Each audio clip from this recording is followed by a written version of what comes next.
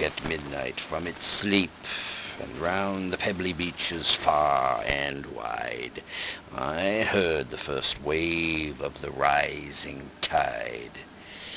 rush onward with uninterrupted sweep, a voice out of silence of the deep, a sound mysteriously multiplied as of a cataract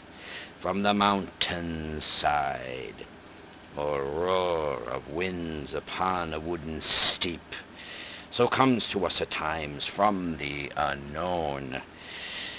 and inaccessible solitudes of being, the rushing of the sea tides of the soul,